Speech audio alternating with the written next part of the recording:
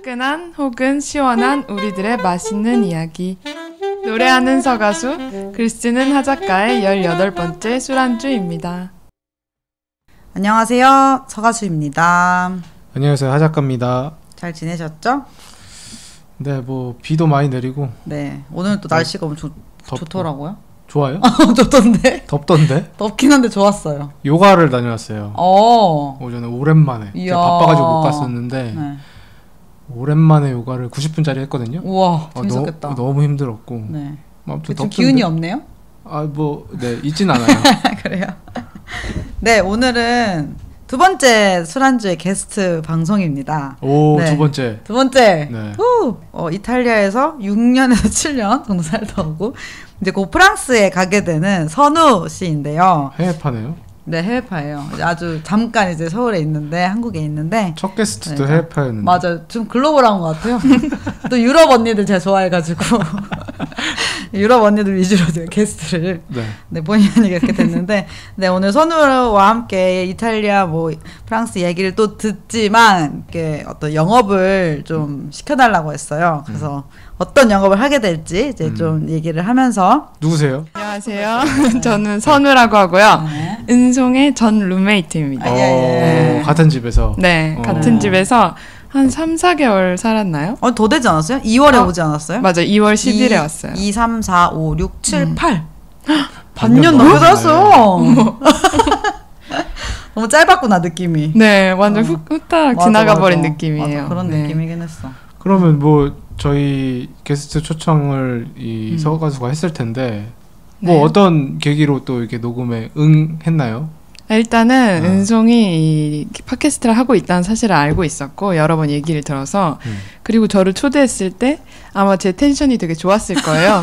그래서 아무 생각 없이 그래 하자 했는데 나중에 생각해보니까 나는 이렇게 공개적으로 말할 수 있는 사람이 아닌데 약간 어떡하지? 라는 고민이 아주 많았습니다. 왜요? 제가 고등학교를 다닐 때 아침마다 무슨 뭐 한 명씩 주제를 가지고 뭐 발표하는 시간이 있었어요. 근데 그때 제가 발표를 하러 배 강당 같은 데서 딱 앉았는데 제가 아무 말도 안 하고 한 15분 동안 가만히 있었다는 거예요. 네. 근데 저는 그 기억이 없어요. 그거 완전 블랙아웃 같은. 네, 약간 블랙아웃이 왔고 그리고 그 이후에도 계속 뭔가 말하는 상황, 발표하는 상황에서 굉장히 극도로 긴장한 경험이 많기 때문에 그러니까 나는 말하는 사람은 아니다. 뭐 학교에서도 뭐 공연 같은 거 있으면 항상 그 오퍼 같은 거 하고 뒤에 숨어서 네, 뒤에 숨어서 조명 같은 거 했던 사람인데 내가 왜 여기에 이렇게 빨리 응답을 했지. 여기는 아무 뭐 없잖아요. 우리밖에 없잖아요. 그렇죠.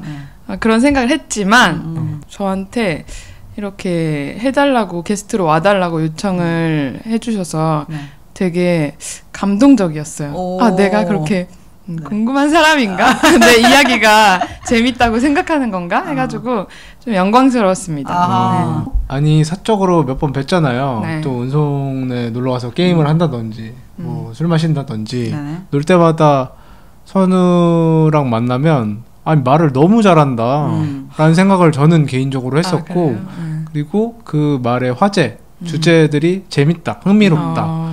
그 배경에는 지금 공부하고 있는 게 있을 텐데 뭐 차차 하겠죠 저희가 오늘. 그런 배경들이 너무 흥미롭고 재밌고 많은 사람들이 들어서 좋아할 만하겠다 라는 생각을 했죠 저희가. 맞아요. 그래서 이제 게스트로 두 번째 게스트로 초청을 하게 됐고 이제 저희 선우가 어떻게 알게 됐냐면은 갑자기 친구가 너 소개시켜주고 싶은 사람이 있는데 너네 집 가도 돼? 이렇게 얘기를 하고 제가 밖에 있었어요 그때. 그러니까 그래서 그들이 먼저 저보다 도착해서 저희 집에. 저는 보통 제 친구들이랑 그 비밀번호 공유하거든요. 그래서 알려줘가지고 그러니까 제 친구와 선우가 저희 집에 와 있었고 제가 들어갔죠. 안녕하세요. 이렇게. 그러고 재밌게 놀고 이틀 후인가 저희 집 입주를 했어요. 네, 맞아요. 이틀인가 3일 후인가. 들어오고 싶다고 한 거예요? 아니면 들어오라고 뭐 제안을 한 거예요? 뭐예요? 그 당시에 이제 그 데리고 온 친구의 집에 같이 선우가 살고 있었는데 이제 선우가 그 당시에 한국에 들어온 지 몇 개월 됐었고 본가에 살기가 좀 힘들어가지고 맞아요. 힘들어서 이제 친구의 집에서 이렇게 전전하면서 살고 있었는데 저희 집에 오고 이제 제가 룸쉐어를 하고 있다는 걸 알게 되고 좋겠다 해가 바로 진짜 거의 바로 들어왔어요. 맞아요. 굉장히 좋은 집이죠. 네. 네. 근데 또 현재는 나와 계시다고. 네. 네, 맞아요. 지난주에 나왔어요. 얼마 안 됐어요. 지난주에 나왔고 최종적으로 그 이유는 제가 한 달 뒤에 또 한국을 뜨는데 그럼 한 달 동안이라도 부모님이랑 좀 같이 살아야 되지 않나 라는 생각에 네, 나왔습니다. 뭐 어땠어요? 반년 넘게 같이 두 분이 사셨는데 네. 선우 입장에서 또 어땠나요? 저는 이제 은송을 가끔 최고의 룸메이트라고 수식을 하는데 제가 그 외국에서 계속 살면서 한 8번 정도 집을 이사를 했어요. 네. 엄청 몇 네. 년 동안요? 한 6년 동안 진짜 많이 8번 이사했다. 집을 옮겼는데 그 중에 2번은 혼자 살았고 6번을 항상 쉐어하우스에서 같이 살았어요. 근데 은송이 정말 그 모든 룸메이트들 중에서 최고로 잘 맞았다. 어떤 점에서요? 일단은 그 생활 패턴에서 불화가 생길 만한 그 뭐랄까 건덕지가 없었고 네, 뭔가 분담 집에서 이렇게 살림살이 하면서 분담도 되게 잘 됐던 것 같아요. 저도 사실 선우가 다 해줬다고 생각해요. 아니 그렇지 않아요. 아니 선우도 진짜 최고의 그 룸메인 게 아침에 일어나자마자 설거지를 해요. 와 저는 그리고 이제 모카포트에서 커피를 내리고 설거지를 하면서 눈 뜨자마자 그걸 하고 빨래를 그렇게 저는 항식 쌓여 있거든요 빨래가. 근데 항식 그걸 먼저 이제 오전에? 하고 오전 중에 약간 하는 네. 것 같고 청소나 이런 걸 되게 그러니까 제가 설거지를 진짜 선우가 있어서 거의 안 했어요 몇 개월. 약간 루틴 습관처럼 하는 건가 보네요. 네 완전 맞아요. 네 저는 아침에 일어나서 좀 몸을 움직여야 되는데 운동 같은 거를 별로 안 좋아해요. 그래서 뭐 서서 할 수 있는 게 뭘까 하다가 뭐 청소 같은 거. 그리고 일단은 아침에 뭐 생각이 많잖아요. 뭐 저녁에도 많을 수 있는데 이렇게 설거지나 청소 같은 이렇게 몸을 되게 기본적으로 움직이는 행위를 하면은 좀 머리가 비워지더라고요. 네 그래서 사람들이 뭐 예를 들어서 파티 같은 거 할 때 청소하고 가고 이런 거 별로 안 좋아해요. 아 내가 해야 되니까. 내가 해야 되니까. 근데 어떡하지 않아요? 내 머리 비워주는 내 그쵸, 도구인데 그쵸. 내 툴인데. 근데 다음날 아침이 너무 기다려져요. 사람들이 우와. 이렇게 놀고 가면은 아 다음날 아침 굉장히 집약적으로 청소할 수 있겠다. 좀 변태적이기도 하네요. 아 약간 네. 그런 거 어떻게 발견했을까요? 그런 일단은 좀 그 어렸을 때부터 세미 결벽증이 있었어요. 그래서 청소하는 거에 굉장히 길들여져 있는 몸이라고 할 수 있어요. 네. 저도 아침에 일어나면 설거지를 좀 하는 편이긴 하거든요. 우와 진짜요? 두 분 다 대단하시네. 근데 나는 이렇게 그게 나한테 필요해서 한다기보다 그냥 아침에 그 어지러진 집에서 하루를 시작하는 게 싫어서 좀 정리가 되고 그래야 제가 주로 집에서 작업을 하니까 그래서 아침에 설거지하거나 뭐 그런 게 하는데 바쁠 때는 못할 때도 근데 집에 있지. 구조도 상관이 있을까요? 그러니까 예를 들면 이렇게 여기는 이제 거실이랑 부엌이 딱 붙어 있잖아요. 맞아요. 근데 저희 집만 해도 싱크가 조금 더 안쪽에 있어요. 그러니까 저는 외면할 수 있으면 외면을 하거든요. 난 보이니까 좀 더 못 지나치지 않나. 그것도 영향은 있고 근데 어찌됐건 뭔가 쌓여있는 그 상태면 계속 의식이 돼요. 뭐가 쌓여있지 내가 저걸 해야지 뭐 그런 생각을 길게 가져가면 그 하루가 좀 편치 않은 것 같아서 맞아. 빨리 후딱 네. 아침에 해버려야지 뭐 그런 생각을 하는 편이긴 합니다. 저도 정말 딱 그런 이유에서 청소를 좀 하는 것 같아요. 오. 이렇게 집에 나가면 내가 뭐 가스 잠궜나 약간 하는 것처럼 항상 그 마음에 뭔가 불편함이 있어요. 뭔가 정돈되지 않는 그 조건에 있으면은. 맞아. 근데 쌤이 결벽증 있었는데 저희 집 사는 거 괜찮았어요? 또 이제 그러니까 사람들과 살아본 경험들이 계속 축적되다 보니까 그런 것들이 많이 그 해소가 됐어요. 다행이다. 너무 다행이다. 선우가 조금 더 이제 20대 초반에 만났으면 힘들었을 수도 있어요. 저 큰일 났어요. 20대 초반에 저는 만나시지 않는 게 좋아요. 정말 사람이 참 징글징글했어요. 아니 그리고 저는 이제 시간도 조금 많았고 선우도 지금 이제 학교 준비하면서 따로 혼자 공부를 하고 있었으니까 초반에는 처음에 들어올 때는 회사 다니고 있었어요. 네, 맞아요. 회사를 다니다가 한 달 정도 다니다가 그만두고 둘 다 시간이 많아져서 뭐 이렇게 되게 같이 많이 했어요. 맞아요. 뭐 어디 나가서 카페도 많이 가고 뭐 뭐 많이 했는데 뭐 수영장도 자주 정말 가고 많이 했고 뭘 진짜 많이 했어요. 전 정말 그게 너무 고마웠어요. 네. 뭐가요? 왜냐면 저는 이제 한국에 막 들어왔을 때가 제 생각에는 8월 말쯤에서 9월 초였던 것 같은데 작년에 네. 너무 그때 약간 우울감이 왔었어요. 그 향수와 뭐 이런 복합적인 감정으로 되게 맨날 울고 약간 힘들었었는데 그때 약간 다짐했을 생각했던 게 나는 왜 이렇게 서울을 안 좋아하지?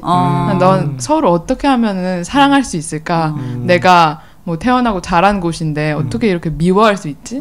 약간 그런 궁금증과 뭔가 해소되지 않은 질문들이 있었고 그래서 목표로 잡았어요. 이번에 1년 동안 살면서 서울을 한번 사랑해보자. 근데 그게 이제 일 시작하고 뭐 이러면서 점점 더 싫어지고 잊혀지고 네. 그랬는데 은송을 만나고 같이 살기 시작하면서 은송이 여기저기 데려가지고 막 되게 새로운 사람들도 만나게 해주고 하면서 서울을 조금 되게 장기적으로 투어 시켜줬다고 해야 될까? 네. 여행시켜줬다. 서가수가 서울에서 노는데 도가 텄잖아요. 네, 맞아요. 네. 좋은데 많이 가고 있죠. 아니 밖에만 나가도 좋으니까. 그러니까요. 공원 가서 우리 이제 2월에 왔으니까 날씨 좋을 때 3, 4월에 그냥 공원 가서 있고 날 좀 더워지니까 한강공 수영장 가서 놀고 그리고 야외 그 요가 할 때 항상 같이 이제 하작가도 같이 했었고 선우도 같이 했었고 저는 약간 밖에를 좋아하거든요. 제 애인만 해도 밖에를 안 좋아해요. 저도 사실 선우 같은 사람이 있으면 너무 좋죠. 가자면 다 가. 그 시간도 다 돼. 아니 근데 너무 좋은 거잖아요. 여기 비하인드가 있는데 제가 뭘 이렇게 정말 마음이 내켜서 막 갔던 건 아니거든요. 처음에 초반에는. 그랬어요? 네네네. 귀찮은데. 귀찮은 마음이 많이 컸고 뭔가 제안을 진짜 많이 하잖아요. 네네 제안을 근데 항상 해줬어요. 그래서 어느 날 또 야외 요가가 있다. 그때 처음으로 야외 요가를 따라갔던 날이었던 것 같은데 그래서 같이 가자. 근데 제가 전날에 뭐 술을 먹었나 이래가지고 조금 피로했었어요. 그래서 아침에 나 진짜 뭐 야외 요가 가자고 해서 수락은 했는데 못 갈 것 같다 지금 컨디션이. 그래서 아침에 일부러 사실 늦게 일어나고 진짜 그랬어. 이제야 말할 수 네, 죄송한데 약간 그랬는데 나 빼놓고 가길. 나 빼놓고 그냥 은송이 그냥 집 나가버리기 했는데 은송도 비슷하게 일어난 거예요. 저는 보통 그냥 눈곱만 떼고 나가거든요. 그러니까. 그리고 은송이 선우야 가자. 준비됐지? 약간 이런 식으로 했는데 제가 근데 좀 힘드네. 그랬더니 은송이 그래도 가자. 이러고 몇 번을 이렇게 물어본 거예요. 그러니까 제가 거기서 안 가라고 할 수는 없어요. 저희 성격상. 그래서 그래 가야지. 근데 은송이 그때 너무 좋아했어요. 아싸 막 이러면서 그 미소가 아직도 기억나는데 그게 저한테는 어떻게 느껴졌냐면 아무튼 은송의 친구들과 하는 일정이었고 저는 약간 은송이 너가 가면 가는 거고 안 가면 그러니까 뭔가 달라지는 게 없잖아요. 제가 안 간다고 해서 그럼에도 불구하고 그 미소가 엄청난 환대로 느껴진 거예요. 그래서 그때 조금 마음을 많이 열었던 것 같아요. 그리고 그 이후로부터는 은송이 뭔가 초대했을 때 가면 재밌지, 가면 또 좋겠지 이런 마음으로 이제 쭉 따라다녔죠. 정말 거의 은성의 모든 일정에 따라다녔던 것 같아요. 그리고 이제 저도 이제 노는 일정이 많고 이제 선우도 선우 친구들과 이제 일정 있잖아요. 이걸 둘 다 그걸 동시에 두 개 각자의 스케줄을 함께 하니까 정신이 없는 거예요. 두 배로 노는 거네. 두 배로 막 정신 없이 막 밖에 놀다가도 집에 와서 놀고 막 밖에 놀다 왔는데 집에 오니까 막 친구들 와 있고 막 이거를 진짜 했죠. 네, 재밌었어요. 약간 어떤 느낌이냐면 밴드 생활을 그러니까 그 그룹 생활을 한번 한 느낌이에요. 되게 그 단기 프로젝트 같은 느낌으로. 그래서 되게 진짜 많은 걸 했다. 맞아. 짧은 시간 동안 그런 생각이 드네요. 맞아. 2025년에 상반기는 선우로 가득했네요. 그랬습니다. 네. 그래서 이제 본격적으로 오늘 이제 하려고 했던 얘기를 좀 해보자면 오늘 그 선우를 초청한 이유는 선우가 이제 인류학을 이탈리아에서 공부를 했고 또 그 볼로나 대학에 또 인류학으로 되게 유명한 학교라고 알고 있는데 그래서 선우가 이제 학교를 이제 프랑스로도 가게 됐는데 그 전에 준비를 계속 하면서 인류학 책을 되게 많이 읽었었어요. 그래서 되게 재밌으면은 선우는 약간 그런 리액션이 있어요. 막 어머 막 오 이렇게 해요. 그럼 제가 그걸 듣고 무슨 일인지 물어봐야 될 거 아니에요. 너무 흥미롭다고 막 그러면서 이제 읽은 것들을 이렇게 막 얘기를 해주고 이제 선우가 막 어떤 질문들이나 얘기를 하면은 그런 거 관련된 또 어떤 논문이나 책에서 읽은 얘기들을 막 해주는데 그게 너무 재밌는 거예요. 그래서 이거를 아예 각 잡고 한번 들어봐야겠다라고 해서 이제 여러 가지 주제가 있으니까 어떤 얘기를 좀 해볼까 하다가 이제 그동안 인류학을 약간 영업을 해보겠다. 그래서 어떤 내용을 할지 사실 저희도 모르지만 사실 저희는 이미 영업이 살짝 된 것 같은 느낌이어가지고. 근데 본격적으로 그런 얘기를 하기 전에 어떻게 해외 나가서 인류학 공부를 하게 됐는지 뭐 그 얘기를 조금 해주면 좋을 것 같아요. 네. 네. 일단 저는 그 고등학교를 로드스콜라라고 하는 이제 여행 학교를 다녔어요. 네. 여기서는 2년 과정인데 매번 이 주제가 있어요. 학기마다. 그리고 그 주제를 공부하고 직접 그 현장에 가서 뭐 인터뷰를 하거나 직접적인 체험을 하고 돌아와서 또 다시 그 작업물을 만드는 약간 그런 시퀀스가 있는 학교인데 거기서 3학기였던 것 같은데 3학기에 이탈리아로 갔어요. 그때 주제는 기억이 정확히 안 나는데 아마 뭐 자본주의와 협동조합 뭐 그런 거였을 거예요. 근데 뭐 이거 자체가 중요한 건 저한테는 아니었고 그때 이제 이탈리아에 가서 직접 볼로냐 대학교에 가서 뭐 강의를 듣고 이런 시간이 있었는데 그때 인상이 너무 좋았던 거예요. 그때 그 교수님의 태도나 사람들의 열기와 사실 그 볼로냐라고 하는 동네의 분위기가 너무 좋았어요. 돌아와서 문집 쓴 거 보면은 나는 뭐 어떤 이유로일지는 모르겠지만 이 도시에 다시 돌아올 거다 이렇게 써놨는데 나중에 이제 졸업하고서 진로를 결정할 때 어디 가서 뭐 공부할까 이렇게 좀 알아보는 시간이 있었는데 그때 그냥 볼로냐가 딱 생각이 나서 가게 됐어요. 아니 근데 이제 로드스쿨라 다닐 때 여러 학교를 다녔을 거 아니에요. 근데 그렇게 볼로냐처럼 뭔가 인상적이었던 나라가 없었어요? 나라나 도시나? 일단 저희가 1학기 때인가 2학기 때 제주도에 갔었고 그 다음 학기에는 러시아랑 중앙아시아에 갔어요. 그리고 마지막 학기에 이제 이탈리아를 가게 된 건데 그 각 도시가 주는 인상은 분명히 있죠. 긍정적인 인상은 있고 다 마음에 들었고 그 여행지가 일단 중앙아시아 갔을 때는 저는 거기 역사 공부하는 게 너무 좋았어요. 그리고 처음으로 뭔가 이슬람이라는 제가 지금 하고자 하는 공부죠. 이슬람을 만나게 된 그 나라이기도 하고 거기서는 이제 그럼 제가 뭘 공부할지 찾았다면은 이탈리아에서는 내가 어디서 공부할지를 찾게 된 것 같아요. 네. 좀 딴 질문인데 로드스콜라? 네. 거기 비싼가요? 학비가? 지금 들으면 엄청 비쌀 것 같은데? 뭐 학비 자체라기보다는 제 생각엔 일단 기본적으로 그때 서울시에 지원이 있었던 것 같고요. 정확하진 않지만 근데 여행비는 좀 비쌀 수 있죠. 여행지에 따라서 또 다를 수 있어요. 학비가.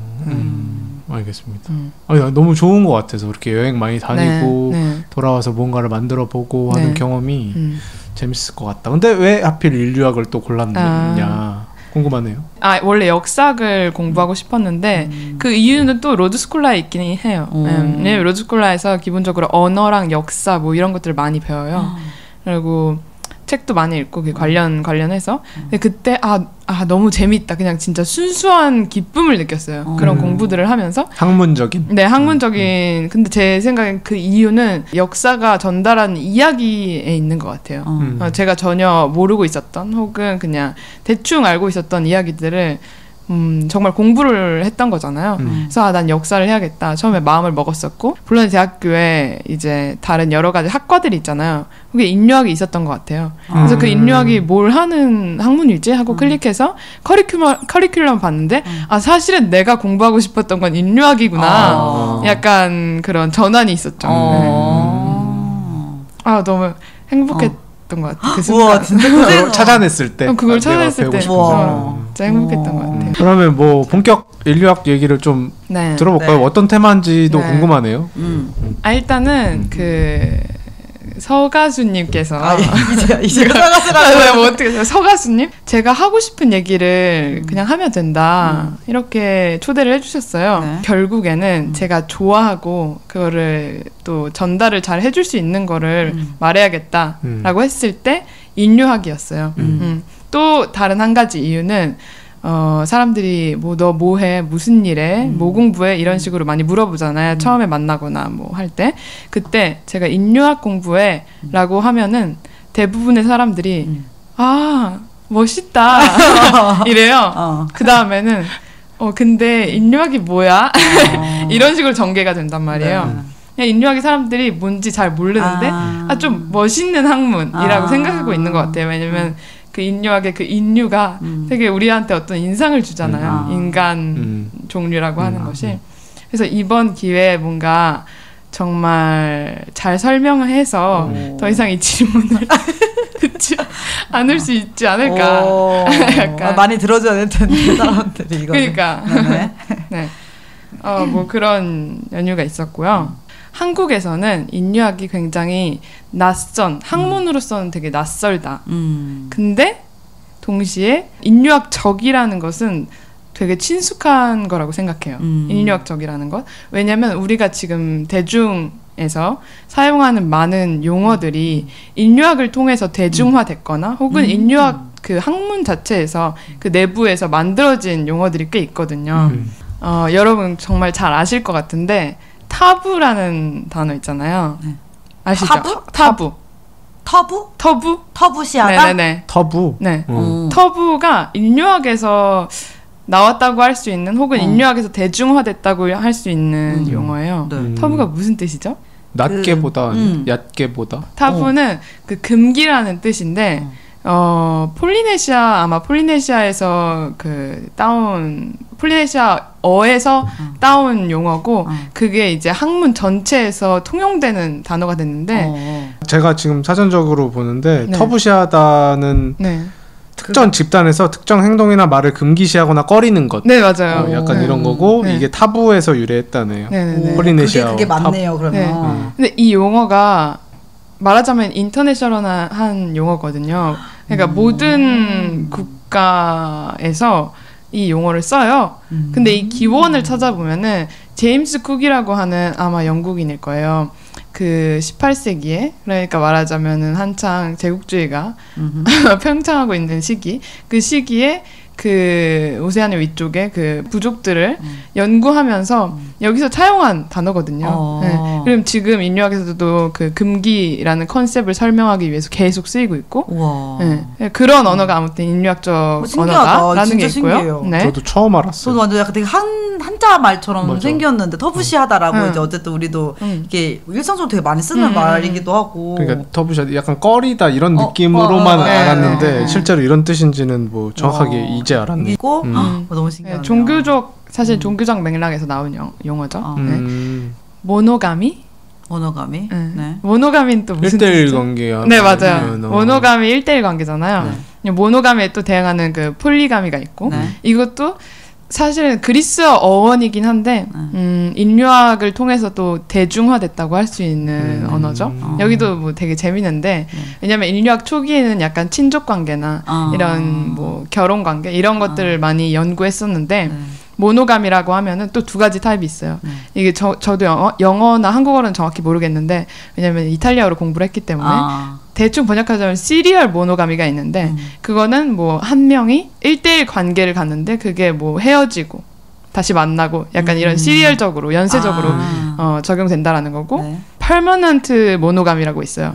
이제는 그냥 인생에서 그냥 딱 한 명만 만난다 할 때 그런 형태를 말할 때 또 쓰이고요. 또 거기에 대응되는 그 폴리가미는 그러면 남자나 혹은 여자가 여러 명의 여자를 만나거나 여러 명의 남자를 만난다고 할 수 있잖아요. 근데 여기서 두 가지 종류가 있는데 폴리지니아라고 있고 폴리안드리아라고 있어요. 또 뭐 하나는 남편이 여러 명의 부인을 갖는 거고 다른 하나는 부인이 여러 명의 남편을 얻는 거죠. 네. 약간 이렇게 반대로도 가능하다. 그러면 이 사회에서는 그 성별 관념이 이 젠더 관념이 좀 다를까? 뭐 약간 그런 생각이 들 수 있잖아요. 근데 우리가 한 여성이 여러 명의 남편을 갖는 부족들을 보면은 보통 네팔이나 티베트 쪽에서 이런 그 결혼 관계를 발견할 수 있는데 사실 이게 그렇다고 해서 그쪽에는 여성이 어떤 권력을 더 가졌다 이렇지도 않아요. 그게 약간 논외 밖의 문제고 그거는 또 다른 관점에서 연구했을 때 뭐 어떤 결과가 나올 수 있는 거고 부인이 여러 명의 남편을 가질 때 그들의 성격은 어떻냐? 그 부인은 한 명의 여성이고요. 여러 명의 남성은 그 형제들이에요. 그래서 여러 명의 형제들이 예를 들어서 3명의 형제가 한 명의 부인을 공유하는 거죠. 네. 주로 통계적으로 그렇다는 거죠. 주로 만약에 여성이 많은 일단 이 연구가 성행되었던 티벳이나 네팔 쪽을 보면은 주로 그랬다. 네, 주로 그랬다. 이게 또 사실은 그 사회의 경제 구조나 뭐 생계 수단이나 이런 것들과도 또 연관이 있을 수밖에 없겠죠. 신기한데 좀. 그러니까 저는 이제 다른 정보가 더 있어요? 그렇게 얘기해서 약간 목의 중심 그쵸, 그런 거랑 그건 또 다른 목의 사회 또 그런 있겠죠. 거죠. 그래서 예를 들어서 또 유령 정확한 용어 한국어로는 잘 모르겠지만 유령 결혼이라는 것도 있어요. 유령 결혼. 예를 들어서 한 그 형제 중에서 마지가 결혼을 해야 되는데 죽었어요. 그러면은 두 번째, 그러니까 형제 중에서 두 번째라고 하면 뭐라 해야 되지? 둘째가 감사합니다. 둘째가 형의 이름으로 그 여자랑 결혼을 해요. 그러면 이 둘 관계에서 나온 자녀들은 형의 아이들이에요. 그래서 그들의 아빠는 형이고 이미 결혼도 사실은 이 둘째랑 했지만 그리고 비올로지컬 생물학적 아빠는 삼촌이라고 불러요. 그 둘째한테는 삼촌이라고 부른다고요? 네, 생물학적 아버지지만. 네. 그러면 그 사회에서는 첫째만 결혼할 수 있는 거네요? 그런 건 아니고 제 생각에는 약간 결혼하지 못하고 죽으면은 이 영혼이 뭐 분노를 가진다, 뭐 약간 이런 쪽의 믿음과 관련이 있을 것 같아요. 이건 어느 쪽이에요? 어느 쪽에? 기억이 안 나. 아니, 지금 얘기한 게 재밌는 게 그 사회가 다 결혼을 대단하게 다루지 않는 것 같은 느낌을 받거든요. 그러니까 그 어떤 결혼이란 것의 위치가 판타지로 두지 않고 굉장히 실리적으로 그 결혼을 활용하려고 하는 것 같아요. 우리가 먹고 살기 위한 어떤 이 조직 내에서 뭔가 사회 내에서 굴러가기 위한 하나의 그냥 뭔가 이런 느낌인데 근데 저는 제 생각에는 사실 우리 사회에서도 마찬가지라고 생각해요. 그래요? 이게 의미가 지금에 와서 우리가 결혼을 받아들이는 게 어떨지 모르겠지만 사실 결국 결혼이란 것도 다 어떤 경제적이고 사회적인 면들과 분리될 수 없기 때문에 이런 일종의 모노가미 구조의 결혼 관습, 우리의 결혼 관습도 다 어떤 실리적인 이유지 않을까. 그래요? 생각보다 그 사랑이라는 가치가 굉장히 많이 지금 이렇게 보편화돼서 결혼에서는 그러니까 과거에는 뭐 집안끼리 그냥 결혼한다든지 중매 결혼도 많았고 그러니까 이 개인들의 어떤 사랑의 가치가 중요하지 않았던 시절들이 있었던 거잖아요. 근데 요새는 그게 엄청 중요한 거예요. 사랑하는 사람과 결혼하는 것. 뭐 물론 아닌 경우도 있긴 하지만 조건에 따라서 결혼하기도 하지만 지금 얘기해 준 건 마치 그냥 중매 결혼하듯이 그냥 우리 사회에서 그냥 그렇게 굴러가는 게 관습처럼 굳어지고 그냥 그렇게 그러니까 의심하지 않는 거죠. 왜냐면 그런 시족 중심의 소규모 사회에서는 사실은 그 공동체 결속감과 공동체 의식이 굉장히 중요해요. 집단 생활이. 그래서 사실 그 모든 삶의 모습들이 공동체 중심으로 흘러간다고도 할 수 있어요. 그게 모든 것은 아니지만 공동체 아래 어떤 그 개인의 가족들과 뭔가 어떤 뭔가 부양하고 출산을 하고 이 모든 것들이 그냥 그 안에서 다 이루어지기 때문에 하는 뭐 그런 사회들이 있죠. 신기하네. 재밌어요. 재밌다. 근데 인류학에서 그걸 공부하는 이유가 뭐예요? 나는 그것도 궁금한데. 그러니까 사실은 뭐 그 초반에 한 17세기쯤부터가 될까요? 이 유럽 사회에서 시작한 거잖아요. 유럽 사회에서 다른 나라를 침범하고 또 지배하면서 타 문화를 접할 기회가 굉장히 많아졌어요. 정말 다른 모습을 갖고 있는 자기네들 사회와 그 본질들을 약간 연구하기 위해서 처음 시도했던 것들이 컨셉들이 뭐 결혼이나 친족 관계나 뭐 종교나 뭐 이런 것들이 있죠. 되게 뭐랄까 클래식한 인류학적 테마들이라고 할 수 있어요. 그러니까 어쨌든 그 유럽의 그 열강들이 새로운 나라들을 이제 이렇게 뭔가 침범을 하게 되면서 그들의 어떤 방식을 이해하기 위한 서치, 뭐 그러니까 데이터를 수집하는 뭐 그런 것부터 시작을 이게요. 사실 이게 뭐 그들을 이해하기 위해서는 절대 아니고요. 인류학의 시작과도 사실 맞물려 있는데 이 식민 지배가 그들을 잘 지배하기 위해죠. 효과적으로. 네, 그리고 그때 당시에 약간 성행했던 이데올로기를 보면은 진화론이거든요. 다 다인의 진화론이 있죠. 종이 어떻게 진화하는지, 그래서 어떻게 뭐 지금의 형태가 됐는지. 많은 학자들, 뭐 콩트, 뭐 스펜서 이런 사람들이 이것을 인간 사회에 적용을 시켜요. 그래서 그 당시에 발견했던 여러 말하자면 원시 이거 어떻게 표현할지 모르겠는데 옆에 큰 따옴표 있어요. 원시 사회들의 모습을 보면서 이렇게 우리가 진화했구나. 여기서부터 우린 진화했다. 왜냐면 그때부터 사실은 고고학적인 발견도 굉장히 많았기 때문에 이 우리 유럽 사회에 아주 오래전 구석기 시대 이럴 때 그러니까 우리들의 선조죠. 선조의 삶의 모습과 지금 저기 뭐 예를 들어서 오스트레일리아나 북아메리카나 뭐 남아메리카 등지에 있는 시족 사회의 생활 모습이 너무 닮아 있다. 우리는 여기서 진화를 했구나. 이래서 막 연구를 엄청 많이 시작하고 여기서 진화론을 펼치게 되죠. 인간은 직선적인 진화 단계를 봤는데 우리는 가장 발전된 형태의 사회 모습 가졌다. 이걸 또 이 지능과 연결시켜요.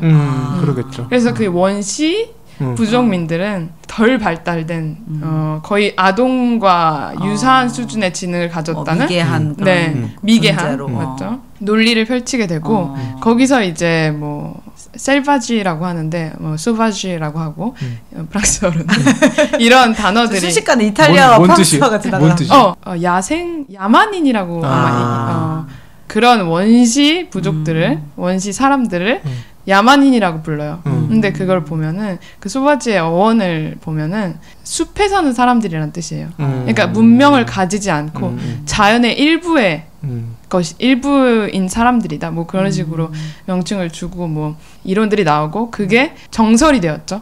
지금까지도 우리가 그들을 생각하는 이미지나 이런 관념에 영향을 미치고 있고. 인류학의 시작이 그렇게 된 거고. 그 이후에 지금 현재로서는 그 패러다임이 좀 바뀌지 않았을까요? 당연히? 엄청나게 바뀌었고. 그런 계기들이 있어요? 정말 계기들이 너무 많고 아름다운 계기들이 있어요. 왜냐면 원래 인류학에서 가장 중요하게 생각하는 그 참여 관찰이라는 방법론이 있는데 연구 방법이라고 할 수 있는데 참여 관찰? 네, 참여 관찰이에요. 그 참여 관찰은 우리가 공부하고자 연구하고자 하는 그 필드에 직접 인류학자가 가서 거기서 정말 사람들의 삶을 참여적으로 관찰한다는 뜻이거든요. 그래서 되게 오랜 기간 동안 보통 거주하고 사람들과 또 관계도 맺고 그렇지만 제3자의 입장에서 또 연구서를 써야 되겠죠. 뭐 이런 방식을 하는데 국가들 정부에서 인류학자들을 파견시키기 시작해요. 자기들이 지배하는 식민 지배지에. 왜냐면 그들의 그 사람들의 속성을 잘 알아야 잘 지배할 수 있으니까. 정말 그 이유 때문에. 인류학자들도 그렇게 해가지고 많은 보고서를 내는데 나중에 가서는 자기들이 옆에서 정말 being there 하면서 거기 있으면서 살펴보니까 근데 그렇게 미개하지 않은 것 같은데? 내가 말하는 것도 다 이해하고 이 사람들은 그냥 자기들만의 어떤 사회 체계가 있는 거구나. 우리랑 다른. 이게 그들의 어떤 미개함이나 미발달성을 표현해주는 게 아니구나. 약간 깨닫기 시작하면서 이 패러다임이 바뀌기 시작하죠. 재밌네요. 재밌다. 그래서 인류학이 뭐다라고 설명하는 게 굉장히 어려운데 이런 사례들을 들어보면은 무슨 공부를 하는지 좀 감이 오지 않으세요? 그렇죠? 네, 그런 것 같아요. 사실상 인간을 더 잘 이해하기 위한 학문인 것 같고 왜냐하면 다양한 지리적 조건 안에서 산업 구조 안에서 문화 안에서 사람들의 삶이 다 다를 테니까 근데 그런 어떤 이 전 지구적으로 인간이 어떤 사회를 가지고 어떤 생활을 하는지에 대한 연구가 그 다양성을 이해하는데 굉장히 중요한 사료가 될 것 같아요. 지금 얘기한 그 결혼 관계에 대한 것도 우리 사회가 좀 유연하게 굴러가는데 도움도 될 것 같기도 하고. 그래서 딱 그거예요. 네네. 일단 인류학은 네. 기본적으로 아주 정의하기 힘든 학문이라고 생각하는데 왜냐면 필드가 너무 다양해요. 그래서 인류학을 보통 생각할 때 보통 미국 학계에서 그러는데 인류학을 뭐 언어 인류학, 뭐 비올로지컬 인류학 그 브랜치를 나눠서 이해하기도 하는데 아무튼 기본적으로는 인간이 무엇인지에 대해서 생각하는 학문이죠. 인간 사회랑 인간의 과거가 무엇인가에 대해서 약간 답을 찾는 학문인데 중요한 포인트는 가능한 넓은 의미에서 인간을 정의하고자 하는 학문인 것 같아요. 가능한 아주 넓은 의미에서 인간이 무엇인가를 일반화하고자 하는 학문이에요. 마가렛 미드라고 하는 그 미국의 인류학자가 있어요. 인류학자가 그때 당시 미국 사회 분위기는 어땠냐면은 1차 세계대전이 끝난 이후였고 남자들이 다 전쟁을 하러 갔어요. 그래서 그때 뭐 산업혁명 뭐 어쩌고저쩌고 하면서 근데 공장들도 많고 그 공장들이 돌아가야 되잖아요. 여성들은 그런 일을 할 수 있는 사람들이 아닌데 남성들이 자리를 비우니까 여성들이 그 자리를 채우기 시작해요. 여성들도 이런 노동을 할 수 있구나. 약간 그런 인식이 막 생기기 시작하는. 그래서 전통적인 그 젠더관념이 깨지기 시작하는 사실은 시기라고 저는 생각해요. 네, 이미 젠더란 단어도 없었고 일단. 네, 그때 마가렛 미드라고 하는 그 문화 인류학자가 이 파푸아 뉴기니라고 하는 섬에 가서 새 부족을 연구해요. 그 똑같은 섬에 있는 서로 다른 새 부족인데. 그 세 부족의 젠더 구조가 너무나 상이한 거예요. 일단 첫 번째 부족은 이름들이 너무 어려서 기억을 못하겠어요. 첫 번째 부족은 남성, 여성 모두가 굉장히 온순하고 평화주의적이고 육아에 참여한다. 둘 다. 두 성별 모두가. 그리고 두 번째 그룹은 성별 모두가 공격적이고 되게 경쟁적이고 정치에 참여를 하고 두 성별 모두가 그러니까 육아에 그렇게 큰 관심이 없다. 그런 성향이 있고 또 세 번째 그룹은 당시의 유럽 사회 완전 정반대로 여성이 정치 참여적이고 경쟁적이고 일종의 폭력성이 있고 반면에 남자는 외모 치장을 좋아하고 애견남 온순하고 정말 정반대 그런 성질을 보여주는 거예요. 네, 이 연구가 이제 성과 기질이라고 하는 책인데 책을 통해서 이제 대중화가 됐는데 정말 말하자면은 마가렛 미드는 페미니즘의 데모라고 할 수 있는 사람이죠. 이 연구가 정말 학술적인 연구인데 우리가 기존에 갖고 있던 그 젠더관념을 고정관념을 깨는데 많은 기여를 했어요. 그러니까 인류학이라는 학문은 이런 식으로 쓰인다라고 말씀드리기 위해서. 그러니까 어쨌든 그 전통적으로는 그 여성과 남성을 봤을 때 남성들이 보통 이제 경제 참여에 적극적이고 피지컬로 약간 방어를 하는 데 있어서 조금 더 앞장을 섰고 여자는 그 이외의 일들을 했다는 것이 너무 이렇게 고정적이었었는데 일반적으로 분리될 수 없는 그 사회적으로 그냥 그렇게 성성이 되어버린 것을 다른 것들을 보면서 그쵸. 비교를 하게 될 수 있다는 거죠. 심지어 그 파푸아 뉴기니 섬의 새 부족이라고 했잖아요. 그렇게 지리적이고 뭐 말하자면 환경적으로 비슷한 조건 하에 있는 사람들도 문화에 따라서 이렇게 상이할 수 있구나. 그래서 어떤 성적 기질이라는 것이 생물학적으로 결정되는 게 아니라 문화적으로 결정된다는 문화적 결정론이라는 뭐 그런 게 나오기도 합니다.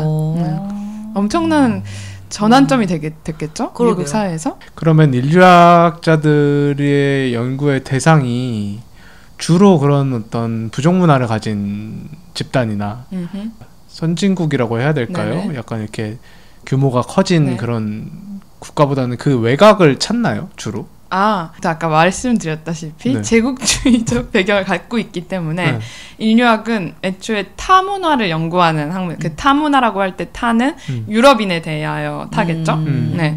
그런데 그렇지 않아요. 정말 전혀 그렇지 않고 문화 현상을 공부하는 학문이고 또 요즘에 나오는 그 자료들을 보면은 연구들을 보면은 정말 다양하고 우리들이 좋아할 그러니까 우리들이 정말 실질적으로 관심을 가질 수 있을 만한 것들이 있는데 예를 들어서 또 좋아하는 인류학자 중에 마크 오제라고 있어요. 이분은 또 프랑스 인류학자인데 책 중에 비장소라는 책이 있어요. Non Places라고 하는 책이 있는데 그 사람이 또 만든 개념이기도 한데 우리 사회를 어떻게 그 사람이 규정하냐면 정확히 한국어로 어떻게 될지 모르겠는데 초근대화라고 규정을 해요.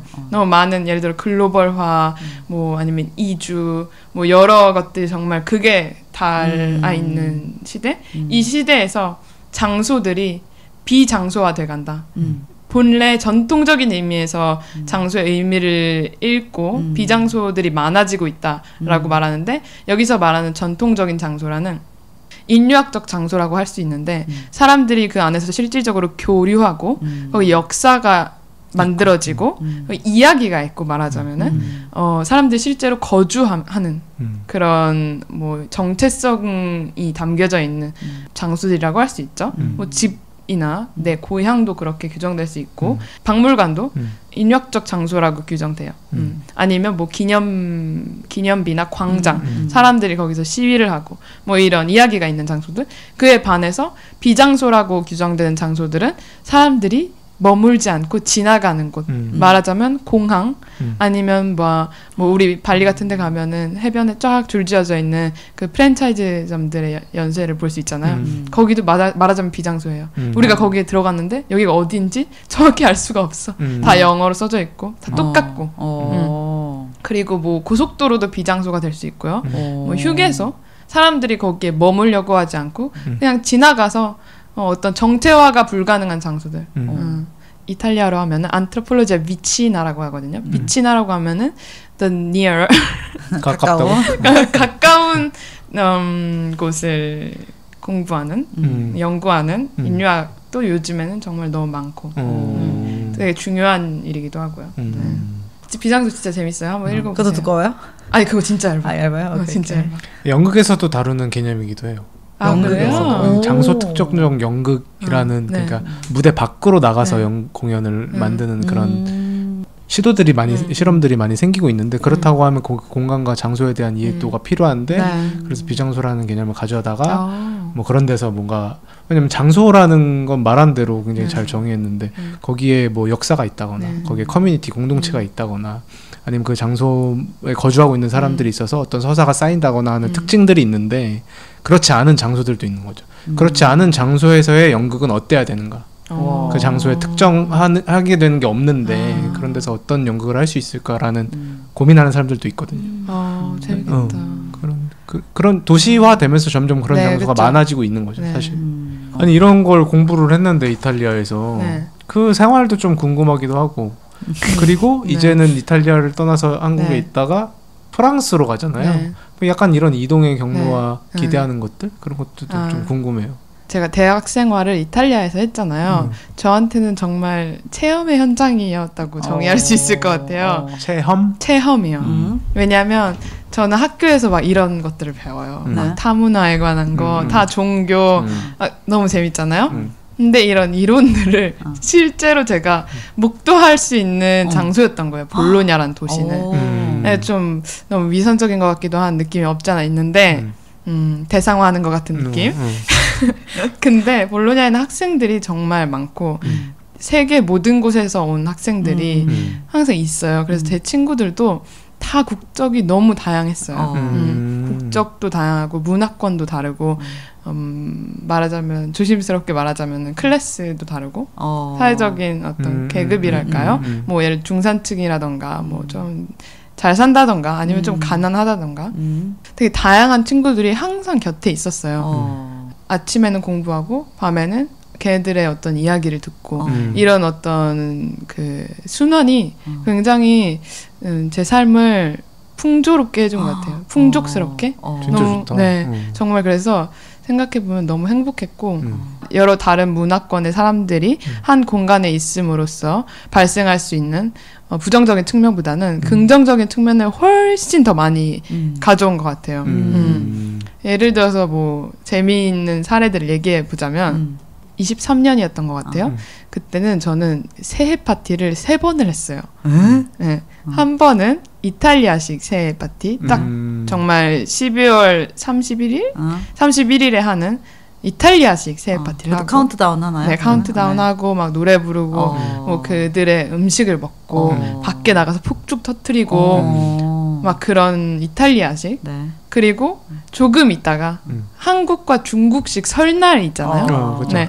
또 일치하기 때문에 네. 음력설인가? 맞아요. 음력 네. 새해 파티를 해요. 저는 보통 요리를 안 하기 때문에 그 중국 친구들이 요리를 정말 잘하고 많이 해요. 그래서 다 같이 또 초대해가지고 먹는 거예요.